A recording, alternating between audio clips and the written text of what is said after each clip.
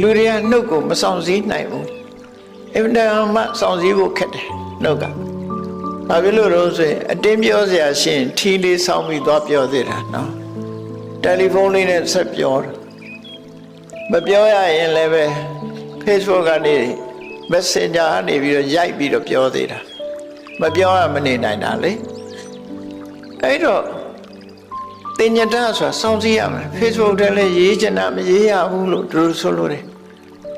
မကြည့်တဲ့နာတွေလည်းမကြည့်နဲ့မရေးတဲ့နာတွေလည်းမရေးနဲ့မပြောတဲ့နာတွေလည်းမပြောနဲ့လို့သူတို့တင်ညတာစောင့်ကြည့်ရမြတ်စွာဘုရားကနှုတ်ကိုစောင့်ကြည့်ဖို့ဟောကြားထားတာအမှန်တမ်းမှတ်သားစရာကောင်းတယ်ကိုပြောတဲ့စကားတစ်ခုဟာအကြောင်းအရာမှန်ကန်တာဖြစ်ရမယ်မှားရင်မပြောနဲ့မှန်ကန်တဲ့အကြောင်းဒါဖြင့်မှန်ယုံနဲ့ပြောမလားဆိုမှန်ယုံနဲ့လည်းမပြောနဲ့အောင်အကျိုးရှိမှပြောဟုတ်တယ်မှန်လဲမှန်တယ်အကျိုးလည်းရှိတယ်ပြောရမလားဆို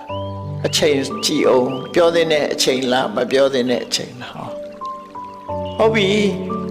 မှန်လဲမှန်တယ်အကျိုးလည်းရှိတယ်ပြောဖို့လည်းအချိန်ရောက်ပြီဘယ်လိုလေသံနဲ့ပြောမလဲရှင်ကျေးတဲ့လေသံနဲ့ပြော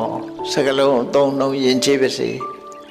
စိတ်ကဘယ်လိုထားရမလဲမေတ္တာစိတ်နဲ့ပြော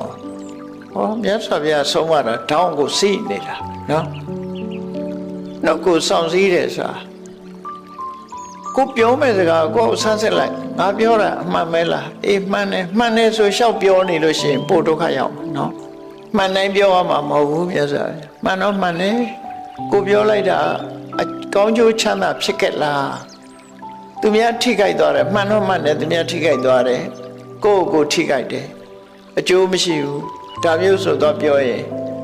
အကျိုးနဲ့အပြစ်ဟာအပြစ်ကပိုဖြစ်လာမှာဖြစ်တယ်အဲ့တော့မှန်တယ်